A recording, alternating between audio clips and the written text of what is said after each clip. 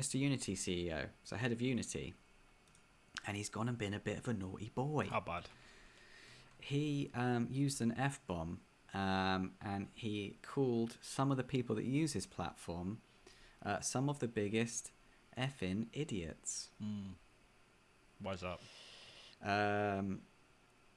He apologized for calling game developers who don't focus on implementing monetization early on in the creative process some of the biggest F-bomb idiots.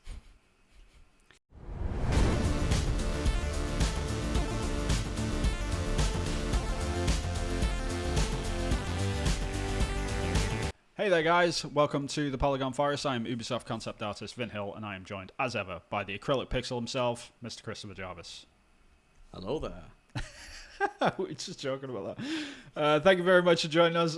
Yeah, we've got a few sort of little tidbits to go through today. So what are we talking about today, Chris? We are going to be talking about Haven Studios now becoming PlayStation Studio. Traitors. We're traitors. PlayStation Stars, and what that actually is. What it is may surprise you. Stick around to find out more. And then the last thing we're going to talk about is John Riccitiello. Riccitiello. Yeah, well, like the Unity guy. The Unity CEO who said a swear word about his user base. Shock. And then the subsequent follow-up apology. And what he meant to say. Yeah, what the company wanted him to say. But yeah, we'll get into all that anyway. But yeah, thank you everyone for joining us this week. I know we were off last week because we did a solo dev roundtable, so we figured like we would just skip that, and there wasn't too much news last week anyway, so it's all good. If you did miss the solo dev roundtable, then go and check it out. It was an absolute mess from the technical side because of me. I apologize in advance, but it's got some good content in there from the other guys, so go and check that out. But my game kept breaking. Like, that's the hilarity that ensued with that. Yeah, it was fun. Yeah. When things fall apart, it's more entertaining because they're like, yes, these guys aren't perfect specimens. I don't know about you, Chris. And more endearing. Yeah, no, obviously. Yeah, it was just the whole thing fell apart. It was just like nothing worked. Like all my features which I wanted to show off, it was like, oh, this is working out great. This is broken, and I don't know why. Yeah, we've all been there. We've all been there. But yeah, if you are interested in like indie games development or solo dev, all that sort of good stuff, then go and check out that episode on YouTube. And yeah, please like and subscribe, all that sort of good stuff. So yeah, I mean, outside of that, like, how's your indie game going before we get into the news side? Yeah, it's going well. I did some work on it, and I'm going to be doing some more work on it tonight. It's just chugging away, coming up with pretty pictures. And yeah, getting it ready for the summer demo festival on Steam that's coming up soon. So getting all that sorted out. Got to read some technical paperwork, things like that. Go through some checklists. So yeah, it's chugging away. How's yours going along apart from the technical issues? Have you sorted those technical issues out? I've literally not touched it since last week. I have been a very, very busy man. Yeah, not only with stuff at Ubisoft, but I've got other like little side projects which are going on at the moment. Say little, they're kind of big, but they're taking up all my time right now. I'm gonna be jumping back into it next week. I think I've started to like the amount of workload that I've got is sort of plateaued, but I'm still on track. I think to get everything done before the sort of like the end of October, which is sort of my deadline anyway. For my vertical slice, so I'm just chugging along. Yeah, hopefully I'll have some more pretty updates by the next sort of solo dev roundtable, so we can actually like have a look at some progress. I hope some progress is made this month, but it's just a heavy month, but it happens, right? Yeah. Sometimes, I've been like there was some good TV, and then I had coronavirus, and then. It's just like, then you got things in the diary. It can soon mount up the time away from the project. So yeah, that's just part of it when it's shit, man. I haven't played a game in like 2 weeks. That's how busy I've been. Like I can't even play video games right now. Like I get like half an hour at the end of the night normally, and I sit down with my wife and we watch a little bit of TV, but that's about it. And then I turn it off, which is a weird cycle to be in. I've never been so busy that I can't even play video games. It's just bizarre. It's really weird, but you know, here it is, I guess. Yeah. Anyway. Yeah. Anyway, Let's talk about enough some of that. video stuff. Enough Video about game us. stuff. Let's talk about video games. Yep. So Vin told me about Haven Studio, which was something I'd not heard about. Apparently, it was in the news, but it wasn't a very big news story. Jade Raymond, she is the lady that did. Well, we were talking about. She did Assassin. She was it the director or executive producer on Assassin's Creed 2? I think I'm showing on my screen now. So she was the producer of Assassin's Creed 1, then she went on to be the executive producer of Assassin's Creed 2. That's what she's most notably known for. She also helped set up the team for Watch Dogs and I think Far Cry 4, which was Far Cry 3 was the most well received one. But after a stint at Ubisoft, like she jumped from Ubisoft Toronto, which is where she was for the most part, but she keeps jumping back between Ubisoft in Montreal and Ubisoft Toronto, so she keeps going between those two. But she's most notably known for her time on Assassin's Creed and helping, obviously, the success of the Watch Dogs IP because the first game did very, very well. And after that, she went over to EA Motive, but that studio sort of collapsed in on itself. Like she was trying to make a Star Wars game, didn't quite work out. And then was that the 1446 or the no, numbers, it was a different one. Start? Yeah, it was a different one. I can't remember what the name of. I don't know if they even announced the title, but I know it's a Star Wars game that they were trying to get off the ground. So she went to work there. That didn't work out, and then she came back to Montreal because I think EA Motive was in Toronto. I think it was a Toronto-based studio. I could be wrong on that. She came back to Montreal either way, and she set up a new studio called Haven Studios, and it's relatively close to the Ubisoft in Montreal studio, so naturally there's a lot of people that she knows at Ubisoft Montreal that sort of jumped ship and went over there. I know that I think like it's been announced that I know, right? How dare she, traitors? I think it's been announced that Raph Lacoste went over to Haven, who's the art director on Assassin's Creed. Like he art directed like every single mainline Assassin's Creed. Put it that way. That's nice. That's the sort of high profile people that she sort of snagged Big over. Names. Yeah, but I guess the news is nowadays anyway is that she before they've even announced the game, they got bought out by PlayStation. So PlayStation came along and snagged the whole studio before they even announced the game. There's obviously a lot of a push right now for PlayStation and sort of like I think they're going for like online stuff. Like that's the general consensus. That's why they bought out Bungie, because they really like the way that Destiny 2 is sort of ramped up like over the years.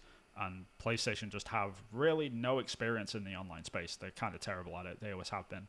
And now that Xbox had acquired sort of Activision and took away that sort of Call of Duty pie, it's kind of like, damn, like they needed something. So they're basically spending money now to sort of make gains on that sort of front. And I think Haven Studios is a big get for them.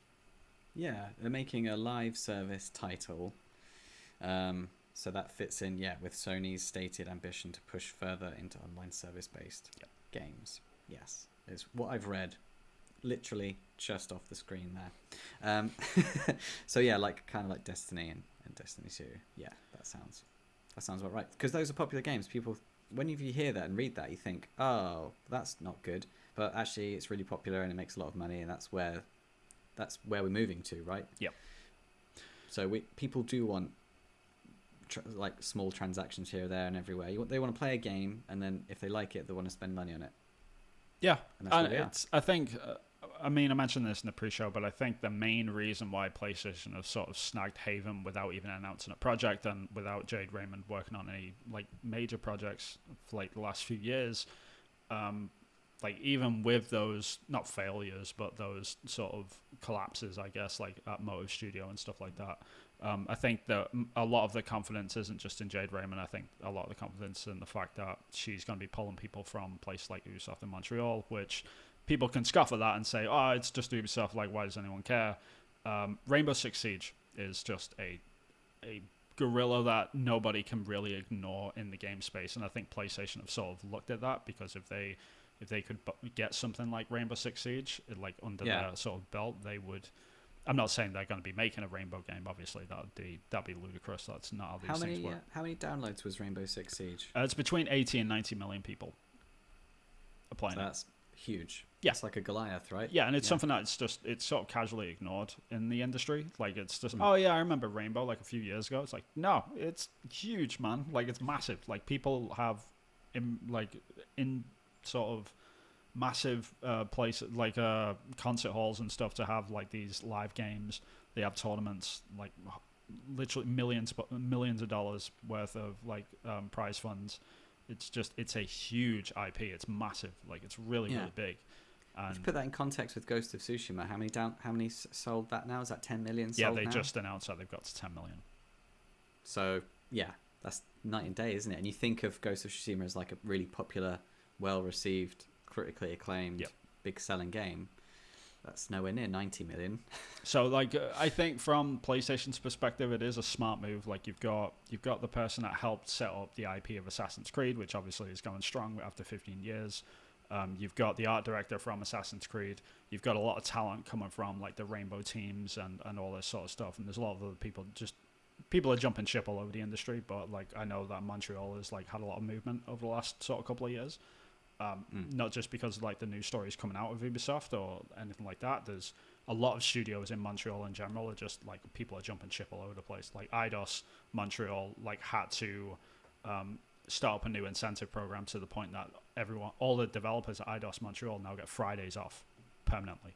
Like that's the sort of incentive just to try and keep them there. Yeah, it's a very fluid time, isn't it? And the amount of job openings I've seen even in the UK is huge. A lot of them are all like, we're setting up in this NFT market, so that is exploding, unfortunately. Because I'm not really pro NFT or anything like that. Just because the technology exists and we don't need them, and it's just people. I'm not for or cash against grab. them, if I'm honest. But like, it is exploding, so there's money being thrown around left, right, and centre. So some people will be making money out of it. Yeah. But that might lead us on to our next thing, actually. Sure. Let's dive into NFTs, where there is an association, it seems, between PlayStation Stars and NFTs. So PlayStation Stars is being tested at the moment. It's being launched on the 20th of November, 22. And what it isn't is NFTs. And you can't swap or share or sell your achievements. It's basically like an achievement incentive program where you sign up, and what you get in return is that you can earn rare achievements, special achievements, trophies like of characters across PlayStation's repertoire and back catalogue. And also you can earn, it seems like, some sort of tokens or earn currency that will go towards possibly downloading games through the PlayStation Network in some capacity. So the details are a bit shaky. So whether or not you'll go, oh, you've unlocked 10 achievements, therefore you can pick from this list of games that you can download as like a reward. Don't know if it's going to be like a fairground ride where you get tokens, or like a arcade, sorry, where you get tokens for playing games, and then you can trade in those tokens to like buy something. I don't know whether or not it would be like that, or whether or not it would be something similar or different.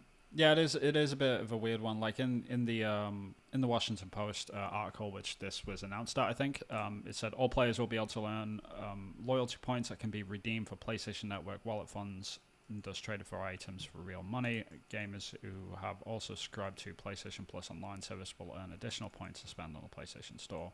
But the way that it's sort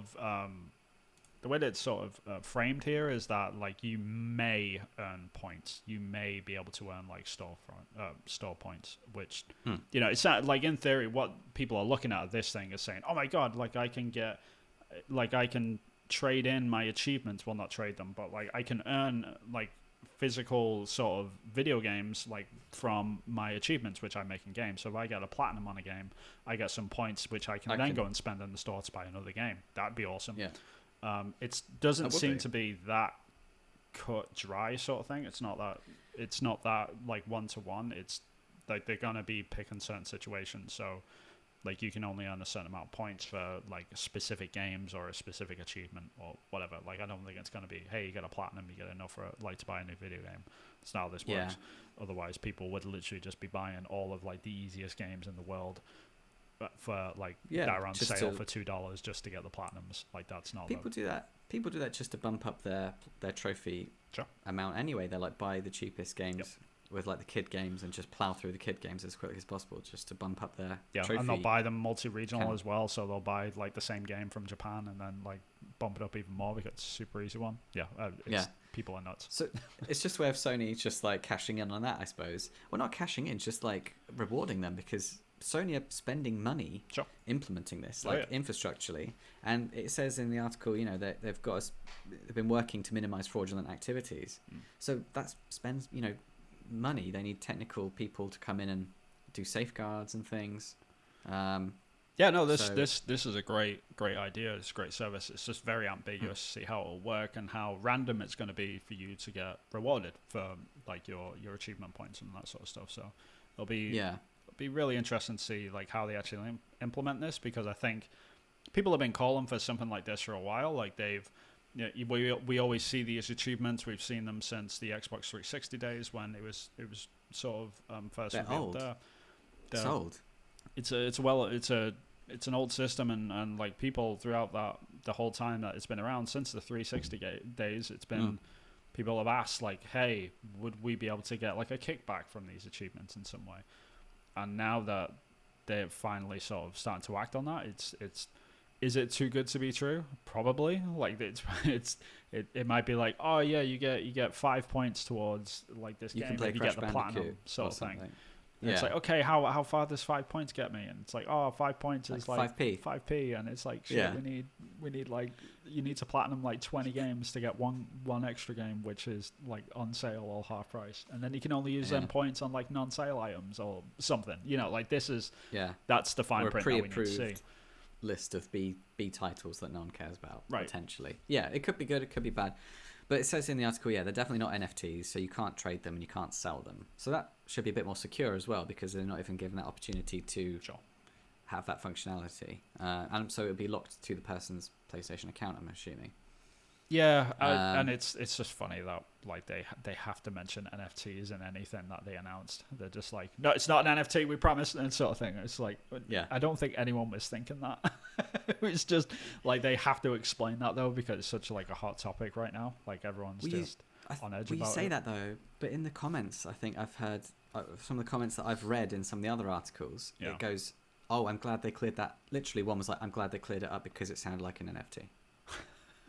So I have read that. So at least one person that's gone, I'm going to comment and let them know my mind on this. So probably a very few amount of people, the sort of people that leave comments on, news news articles, got confused with that. Yeah, I get, because that's the part it's like the world now. Which part of the NFT don't they like? Is it the cryptocurrency side of it, or is it the actual part where you're able to trade a digital item sort of thing? Like which part do they have the problem with, do you think? It's probably the environmental aspect, I'd imagine, because to do with the crypto, right? Yeah, because they're using GPUs to sort of mine all of the cryptocurrency, and that's the environmental issue that they're sort of talking about. But if you were to remove that and make it real world money, and it was just a digital item that you could trade between yourselves, used real world money to do that, would it be a problem? Because that exists already, doesn't it? Yeah, no, it'd be fine. That's the part where it gets grainy for me, where I'm just like, and then it's like, well, turn off your PlayStation if you don't like wasting energy. It's kind of funny and ironic in that respect, but I mean, everyone's got their beliefs, and to each their own. I'm not going to scoff at them too much or anything. It's just there is like an element anti-NFT. Yeah, there's an element of hypocrisy to all of this, because there has to be, because we're all sat there on our devices like bitching about NFTs. And it's because of the environmental issue. Oh, let me plug my phone in again just because it's run out of battery. It's like, okay, this is the weird world that we live in. So it's the same thing when I hear like, it's not the equivalent, obviously, but it's the same hypocrisy when I hear like conspiracy theories about Bill Gates, and people are writing this stuff on their Windows computer. It just blows my mind. Like, Bill Gates is tracking us. It's like, come on. Yes. Well done. Yeah. Well, thank you for the computer. Yeah. So, I mean, if people were writing in handwritten letters complaining about NFTs, I would respect that more. You know what I mean? Dear Twitter, please could you tweet this for me? Yeah. Could you handwrite a letter back to me as well, please? Because of the environment. To whom it may concern. Right. Yours sincerely. It's come to my attention. Right. It's just the most British thing in the world. But I mean, I've said it before, and I'll say it again. Like, I'm not strictly for NFTs, and I'm not against them either. It's a technology which will mature, and over time, they will figure out the environmental issue around it, and it will become viable in some sense. Because conceptually, like, it makes sense. Like, it'd be cool to be able to like trade certain things that you don't want anymore, or people. Because like, I've played WoW, you know, like you play World of Warcraft for long enough, you buy an item.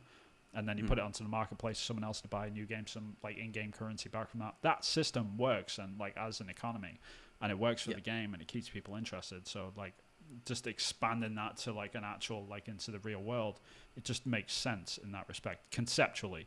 Right now, it's a hot mess of like, you know, corruption and just like the environmental issues and all that sort of stuff. So like, I'm in this weird spot where I understand that it's going to get better. And like, I'm not in until it gets better, sort of thing. But I'm not like I'm not like just gonna come out and be like, nope, never, sort of thing, because it will happen. It's just because money speaks bounds and volumes on this thing. So I think most people can agree that the functionality is useful, and that for certain games, the functionality is completely desirable. And in most cases where it's been successful, the technology has existed prior to NFTs. We're getting into a podcast now that's talking about NFTs again. We keep doing this. We slip into it's hard to get away from it because it's mentioned in almost every single circumstance. And like the next story that we're going to be talking about, microtransactions, and it's just kind of like, it's hard to get away from it. It's the natural evolution of a microtransaction. It's a microtransaction that you can get money back from after you're done with it. You know, which is an appealing thought, really, because then the company still makes money, but then the users also make money from it as well. It's this. The idea, that's what I mean, like conceptually, the idea like makes sense. It totally makes sense. I don't buy NFTs. I don't buy microtransactions. Never have. Never will. I'm not a customer for that sort of thing. Like, I like to play a game. I see the credits. I put it to one side. I'm done with it. Same. But unfortunately, like, while most of the people listening to this are that person as well, there's a whole contingency of gamers out there that aren't fixed into the news cycle that absolutely love NFTs and absolutely love microtransactions. They buy one game a year, like, and that's all they play. They play that one game and they buy every single microtransaction for that game, and that's they're spending the same amount of money as us. They're just focused in one sort of product instead of many, sort of thing. And that's just we've got to sort of acknowledge that on some level and understand, like, there's definitely, this is not a binary issue. We can't just be like, no NFTs, because they're going to happen. It's just, and the more that we sort of meet in the middle on this, the more we can actually solve the issues that it's actually got and actually fix it to the point that it is not acceptable, but it's a bit more digestible for people, like in terms of like the environmental issues and the corruption and stuff like that. But anyway, I digress. I went off on a half of all this problem will go away if we use more renewable energy as well. So it's almost like shake your fist at the governments rather than the people that are being, innovative and pushing technology forward. Because they're going to do that regardless of what you think. What happens if I like set up my PC and I'm like, okay, I've set up my PC to a solar system on my roof, right? And I am mining currency from that. Am I a bad person at that point? To the people that are concerned with the environmental issue, sort of thing? No, you're doing good. Exactly. But like, if you put that into the equation, there'll be a lot of but. Sure. And it's that which is like, okay, this is why we need to sort of not meet all the way in the middle, but you need to like lean a little bit away from that binary sort of yes-no system that you're in, just so we can solve those problems. Because like, hey, if we encourage everyone to switch to solar when they're mining, like we might, I'm not, obviously that's unrealistic, but right now or anything, but I mean, those sorts of things, of things, because like at that point, you're just like, you're running a PC, and you're running a PC off a solar panel, like it actually costs no money for you. You'd be even saving more money after you've bought the panels, because you're like just running it off nothing. Like the sun is powering your PC at that point. So it's stuff like that, which, like those are the sorts of solutions which I would like to hear, to see how we can actually fix this damn situation, instead of just being angry on Twitter and being like, no to NFTs. It's like, it's coming. That's one of those things that what we hear probably from Twitter is the polar opposites fighting and being loud. Sure. But most people, everyone draws the line in a different place with these things. I agree. And the silent majority are probably very much in the middle, like most things. Shall we talk about John Riccitiello? Riccitiello. Yes, Mr. Riccitiello. I think it's Riccitiello. I apologise, sir, if it's not. Riccitiello? Riccitiello. Yeah, Mr. Unity CEO. So head of Unity. And he's gone and been a bit of a naughty boy. How bad?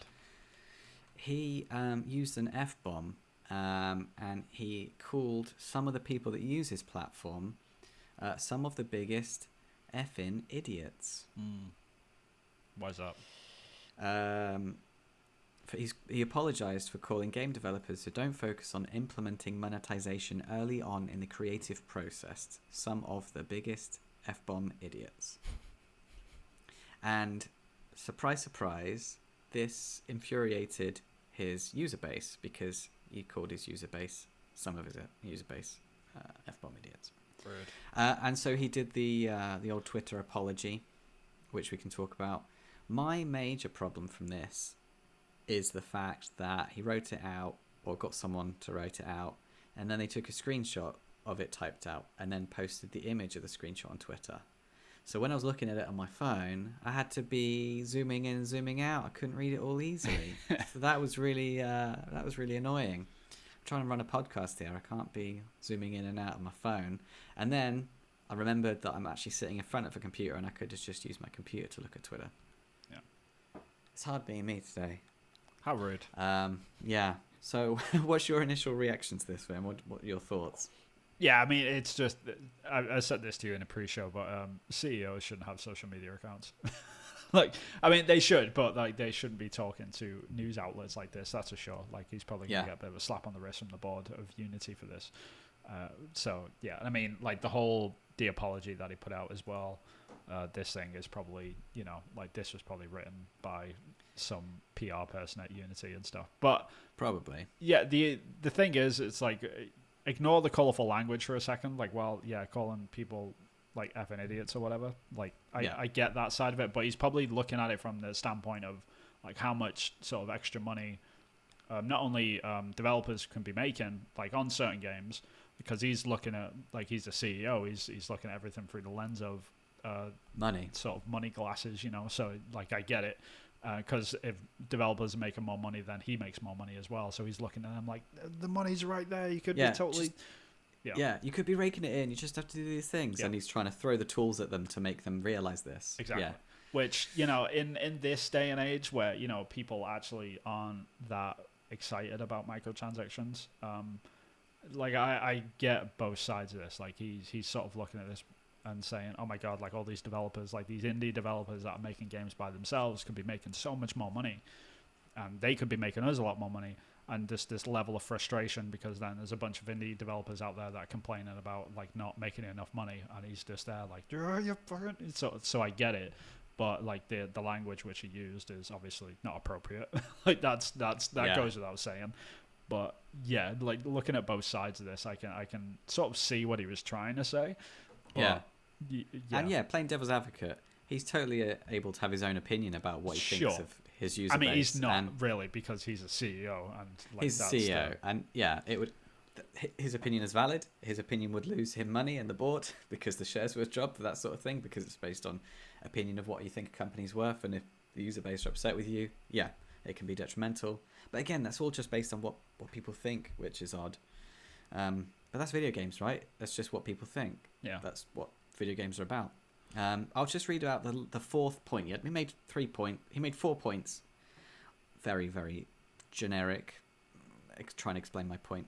Right. But the fourth point he gave was, what I was trying to say, and clearly failed in saying, is that there are better ways for games developers to get an early read on what players think of their game, to learn from their feedback, and if the developer wants to adjust the game based on this feedback. It's a choice to listen and to act, or just to listen. Again, both are very valid choices. So yeah, he's saying they're valid, but one of them he thinks you'd be an F-bomb idiot if you chose to ignore that. And that is a fair enough point. He didn't need to use the F-bomb. He could have said developers could be making money if they utilise our tools more. And yeah, that's true. Sure. Yeah, but you got to think, you know, most people dabble with Unity. If you think about for me, it's like, if you think about, it's like a sales funnel. Like most amount of people that be using Unity aren't going to be full-time game devs. It's going to be people that are trying things out. It's going to be people getting used to it. It's going to be students that are like doing courses and things like that. Yeah. It's not going to be making a lot of money. And that big funnel is going to be lots of people in at the top, and then lots of people are going to fall out. And it's only going to be a few that are ever going to trickle down. And yeah, widening the funnel as much as possible is really good for a business to focus on. So yeah, hence those tools for people to understand where their game is failing in terms of monetization. So that all makes sense. But yeah, and he's said that he understands that people are going to make art stuff. People are just going to be playing around because of the artistic joy of it. Fair enough. So yeah, in one hand, he's understanding that things are the way they are for a reason, and on the other hand, he thinks that we're all F-bomb idiots for not utilizing tools at our disposal. Yeah, I think it's the Unity is a funny one because they're trying to make this active, conscious shift. As far as I can see, anyway, they're trying to move away from this idea that they're the hobbyist game engine sort of thing. They're trying to move away from that and move more into they're a professional game engine. They've been trying to do this for a few years now after their move to the HR development pipeline that they're sort of working on right now, which is like they want to sort of encourage more like AAA developers to use the engine. And it's not just like for hobbyists, and they're trying to make that shift. And this is sort of in line with the rest of that. And someone like Riccitiello will absolutely be sort of spearheading that. So I can understand like the position which he was probably trying to go for, but like you're never going to get away from that sort of hobbyist thing. That's the problem with this. And it's like everyone, like if you're just a hobbyist like dabbling in Unity and watching like sort of game maker toolkit tutorials or whatever, you know, like you're just like there on the weekend and like spending an hour on your game just having fun making a ball jump around. And that's what the vast majority of these things are as well. Like the vast majority of projects done in Unity engine just never ever see the light of day. It's just that's just the nature of games development in general, but it's also more so the nature of Unity because it's more of a hobbyist thing. Not to say that it's not capable of doing the AAA side, because that's been proven time and time again that's not the case. But it's just like you can't get away from that mindset. So when you look at the community around Unity, it's also massive. You look around the community of people that are just like using the engine just for fun, not actually finishing anything, and then you go out and say something like this. Yeah, you're gonna get some pushback. Like that's the reality of all of this. So yeah, and like all the game jam stuff where you'll start making something and then you'll just ditch it after the game jam. It's not like finished or released or not making you any money. Things like that. Yeah, it's an odd way of looking at it. It's funny. I mean, dude, apologize. Like that's the main thing. I mean, I'm not one of these people like, oh, he apologized, rah, rah, rah, rah, rah, sort of thing. Like, yeah, he apologized. We got to accept that and not like hold him on a high pedestal or anything like that again. But just like it's like apology accepted sort of thing. Let's move on. He's human. Yeah, he expressed his human opinion. People mess up all the time. And he was like before he put out this big sort of apology statement, he also put out a tweet before that, like a couple of days before, and like he was pretty blunt in that one as well. And he was like, clickbait, out of context, deeply sorry for what I said if it offended any game dev. Absolutely love the work that people do that make games creative and hard work. #Unity. And I can totally get that as well. With British, so you say the person that you love the most is, you call them swear words because that's a term of affection. Sure. Affection, right? You punch the person in the playground that you like, and there you go. Yeah, and like he can think that some devs are F-bomb idiots because he wants them to do well and he wants them to get some money. There's that side of it as well. Yeah. So yeah, I'm okay with that. Yeah, I think a lot of people just took the statement a bit too personally as well. I think there's two sides to this coin. He shouldn't have said it. It was a stupid thing to say. Yeah, I get his intent, but like there's definitely better ways to sort of say it. But these people that are coming out and being like taking it directly, like, oh, John Riccitiello called me an idiot sort of thing, and it's like that's not like we've got to like give him a fair shake here. He's trying to apologize and stuff. So I don't know. It's a funny one. We've got to learn to have a thick skin. You've got to be able to take a news article, especially in games development. Yeah, a group of people that choose not to monetize something a certain way. Yeah, you shouldn't be able to. You shouldn't have to take that to heart. That, you know, in the grand scheme of things, it's like it's fine. Yeah, don't worry about it. Yeah, it's just we need. Developers need to have thicker skins in general. Like we just do. Like obviously we shouldn't be getting death threats, but anything beyond that is just kind of like anything before that. Sorry, is kind of like it's like we get hit by all of this from all sides. Like I've gotten the messages from random gamers. I've been criticized for stuff that I've worked on or I've been associated with. I work at Ubisoft, for Christ's sake. Like I've had some stuff, and this is the reality of the industry. You get a lot of what they call quote unquote passionate fans, which screw them all to hell. But they're the people that are super vocal about this sort of stuff and very aggressive and angry. It's kind of like they don't speak for the whole industry. But saying that, like as a developer, people should be fully aware of that. Like when you're going into this job, that if you do anything that gets even slightly successful, gets even slightly noticed, that's when the hate starts rolling in. Like we spoke about this in our last episode about the toxic people. This is just sort of like a sub extension of that, but it's kind of like we gotta have thicker skins when it comes to this sort of stuff. Like if the Unity CEO like drops an F-bomb, I'm just like, okay, whatever. Well, this is the thing. It's like how many people read the actual article and how many people heard about the apology from Twitter. Basically, I heard from the apology from Twitter. I didn't read the article. Yeah. And I was saying to you in the pre-show, I was like, I bet when that journalist was interviewing him, he was thinking, "Oh my God, some people are going to read this article." Or she, I don't know who it was. Yeah. So it's one of those things that people get upset about an apology before they've even heard about. It's a pylon. That's it. Like they see someone that's being punched down and they're like, "Oh yeah, great, I can jump in on that and I can virtual that affects signal." me. Right. Yeah. That's me. I'm that guy. I like to make art in Unity and not make money from it. Yeah. And it's stuff like that. It's like, okay, I know social media is going to social media, I guess. Like I understand that. I'm not defending the guy too much or anything. Like again, no, he is an idiot for saying what he said. He is an idiot. Yeah, it's pretty stupid. You don't call your user base anything other than amazingly brilliant and sure. But even that is like disingenuous. But it's good like when this sort of stuff happens at the same time because like we know what they quote unquote should say. Like it's nice to like have the curtain move a little bit and know what they're thinking every now and then. You know what I mean? And that's not a bad thing because like we need to sort of understand like, okay, like we understand now that Unity's sort of perspective is this whole sort of shift towards monetization a little bit, which they're trying to make money. Yeah. They want their devs to make money. Makes sense. And because that curtain shifted a little bit, like we understand that now.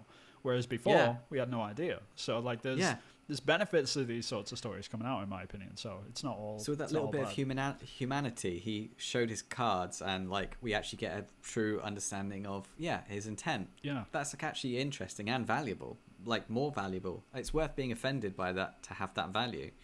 But it's also interesting in the apology as well that he actually spent a lot of time legitimizing the fact that he understands that Unity is a hobbyist program. Yeah, and that it's noble. He says, it's noble to make art for the sake of art, and art for the sake of friends as well. So that's actually quite a nice way. That the fact that he's put his name against it, even if he didn't actually write it himself. Yeah, it's nice. The fact that's come officially from him, and he's of Unity. So it's nice to have that validation as well. That they're going in that direction of monetization, making tools easy for people to monetize stuff. But we at Unity care if you want to do the opposite. Yeah, they didn't have to do that. They could have just been like, we want to make money and we think that's best for you. And if you want to make art, use something else. Because they could have done that. Yeah, what I tried to do in these situations, like outside of the colourful language, if everyone took a step back, stripped all the colourful language out of it, okay, what is he actually saying right now? Sort of thing. Like that's what we should be focused on more than anything. It's like, let's like he can apologize. Like, I'm sorry, I shouldn't have called you guys idiots. It was just trying to explain. I was trying to emphasize like the importance of feedback and how we could probably like mature the industry and the engine to allow you to be able to make more money and all that sort of stuff. Didn't mean it. Just that's what I was trying to say. And so if we strip that away, because that's basically what he's done. Like I just paraphrased it. like actually look at what the dude is trying to say, it's like, okay, like it sort of not exposes, but it sort of shows the sort of intent of Unity, which is the more important message, in my opinion. It's just these people that are online just gonna pile on him basically for the words that he used rather than the words that he said. You know what I mean? It's like that is fascinating to me, that people are more interested in John Riccitiello called people idiots than like the actual content of what he was trying to tell people. Yeah, the actual message behind it. Yeah, his intent. Yeah.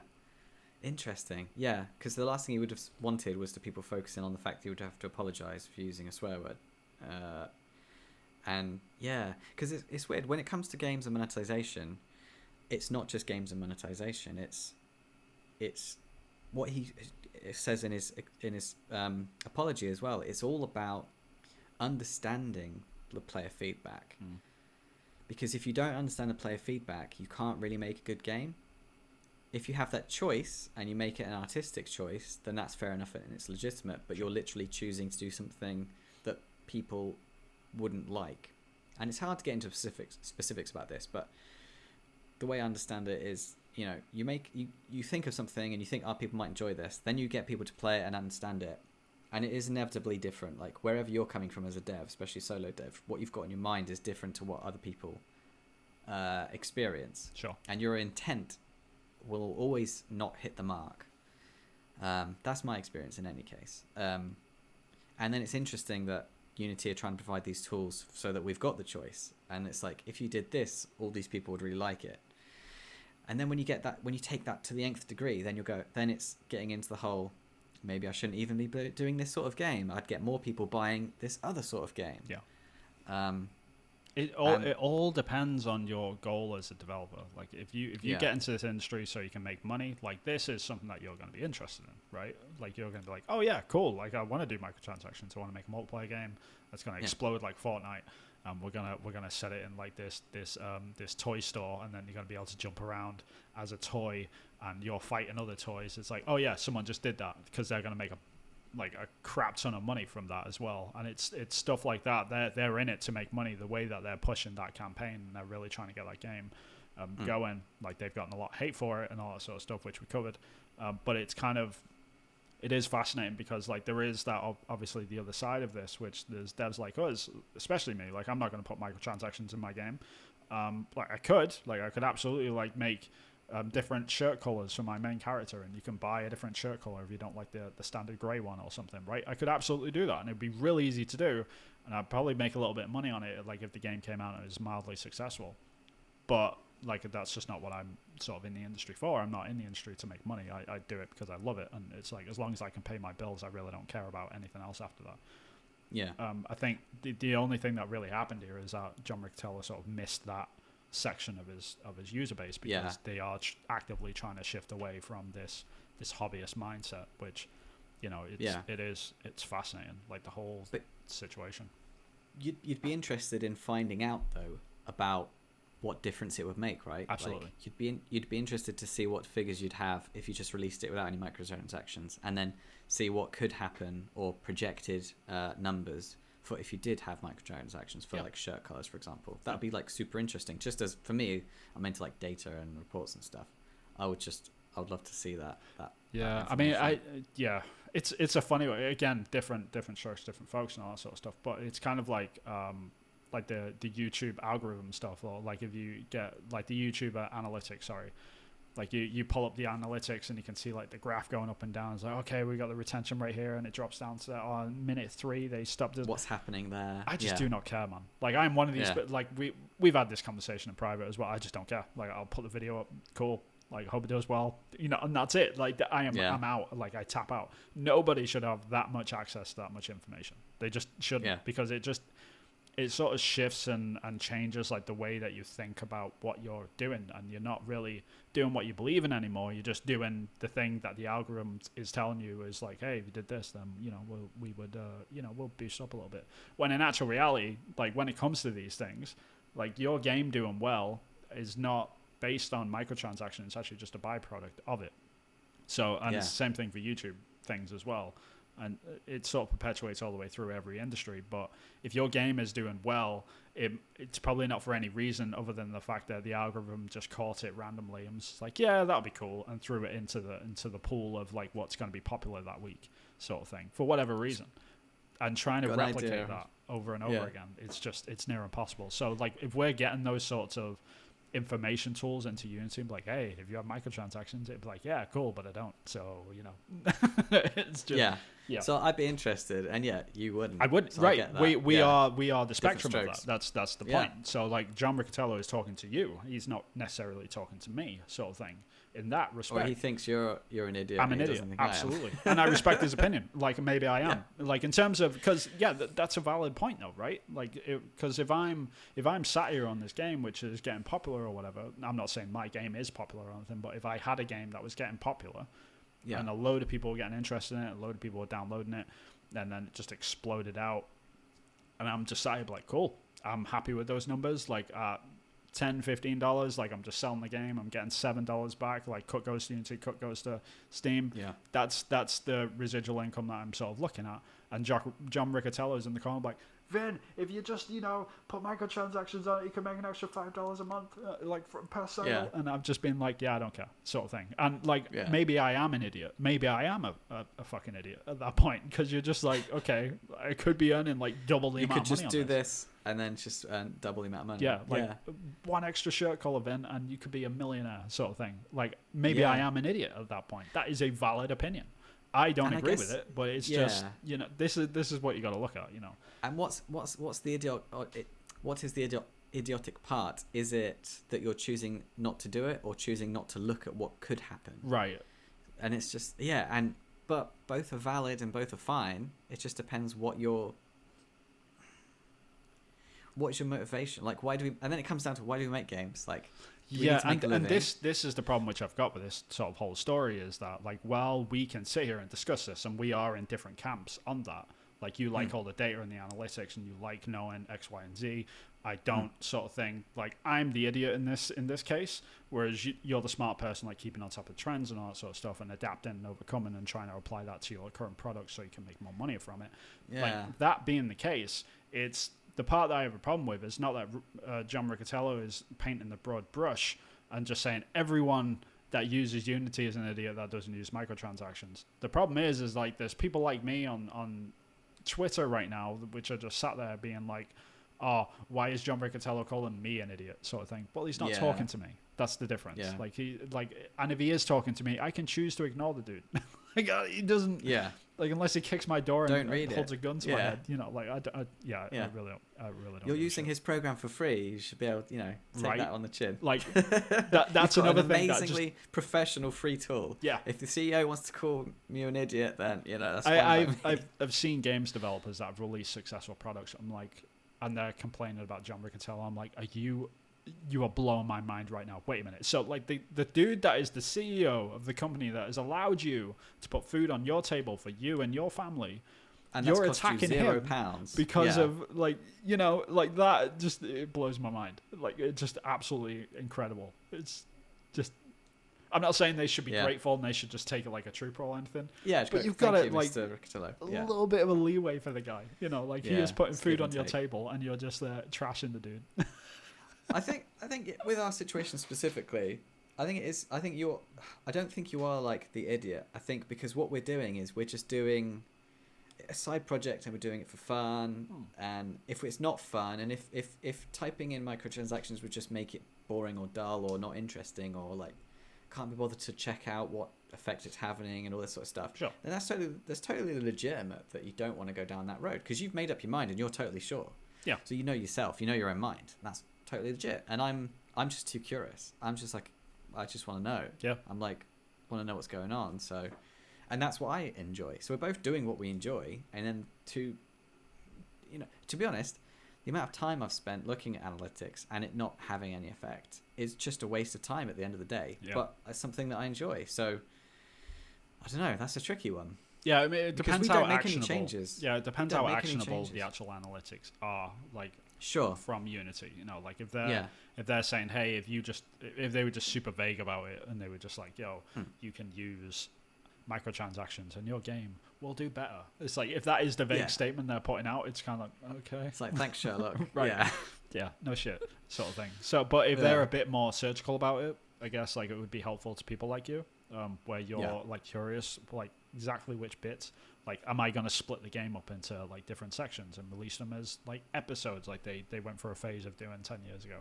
Or am I going to like release like new character model and stuff that's got like different cosmetics to it and stuff? Like, shall we do that? Because at the end of the day, I'm all good with that sort of stuff. Like, at the end of the world, like, just nobody cares. Like, if you're wearing a pink hat, you know, it's just, and you paid money for it, go for it. I just don't care, sort of thing. It doesn't affect the game. The only time I care is when you're playing a game and you don't want to see other people's stuff. Yeah. And you should be able to turn it off. I agree. You should be able to turn it off, and just everyone looks like generic army guy. That's why I stopped playing Call of Duty World War II. Seriously, it was just like people just walking around like clowns, neon, pink and green. And it's just I don't know. Like, I understand like that's the skin that you can see from furthest away, but if you're in war, like, you don't want that because like you're trying to hide. So it confuses me. Just World War II soldier running through a Battle of Normandy with luminous pink helmet and neon green gun. I don't get it. I cannot understand it. But to each our own. Like, when we were in uni and like Call of Duty 2 came out, like everyone was obsessed with the golden guns. Like, anything that had a gold skin on it, everyone was obsessed with that. But now it seems to be neon and pink and green. The gold Gears of War gun. Was that Gears of War 2? Yeah. Gears 2. Yeah, I remember those. Which I know it shows like off like prestige and stuff, but in the land of microtransactions where you just buy these things, like it's very strange to me, like why people sort of gravitate towards the luminous things, which it's the new shiny thing. It's like, it appeals to the kids, doesn't it? It's like, oh, it's shiny, it's different. It's like the shiny Pokemon cards, right? But anyway, that's basically what I don't know. Like this whole, like, to wrap this whole John Riccitiello story up, like I feel bad for the guy, like but at the same time I don't. Like, everyone should own their own words and stuff. Don't get me wrong. He's CEO of a really huge company. Sure, he's fine. He shouldn't be doing interviews with rando like outlets and calling people idiots. Like, that's number one, dude.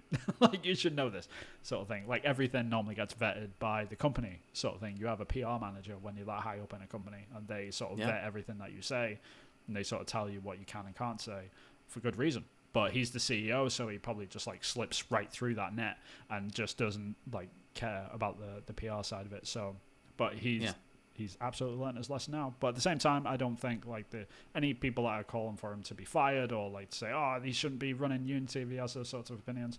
It's clearly working for him, you know. So like I don't know. We'll see. Like, we'll see if this whole good luck employing a CEO of a major company that doesn't want to drive economic.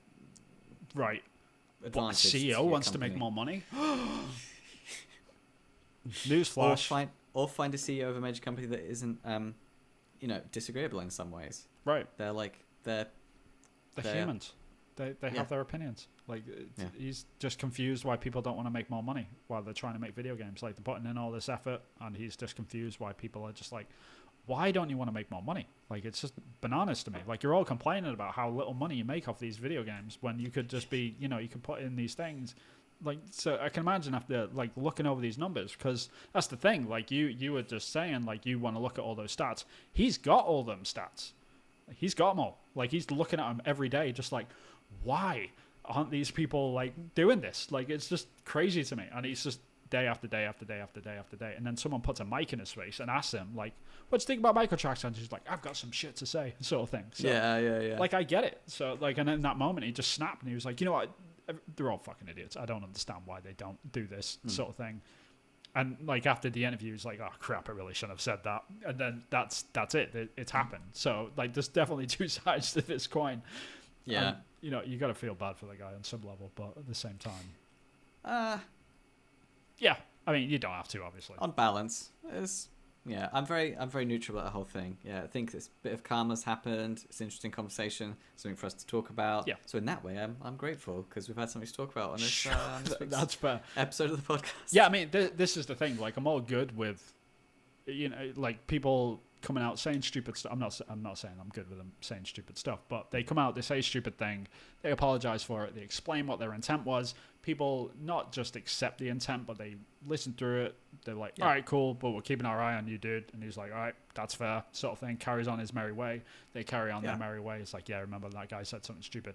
That is all good. Let's have a constructive conversation about it. It's when the people start coming out and saying stuff like, oh, you should die, or you should quit, or you should get fired. Like that's where my line is.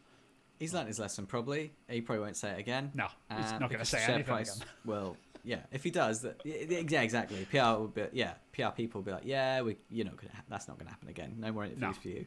And you're probably like, yeah, fair enough. Yeah, I can see the whole conversation. Like, I can see the whole thing. Like, someone walked into his office, was like, sat down in the chair in front of John, was just like, John, and he was like, I know. It's like, it's not going to happen again. It's like, nope, promise. Scouts honor, all that sort of stuff. It's like, all right, dope.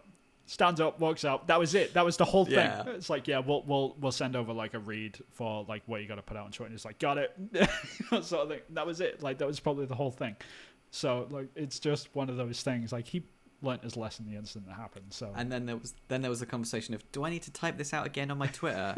No, just copy and paste it. Just take a picture, screenshot it, and then tweet it. No one's going to care.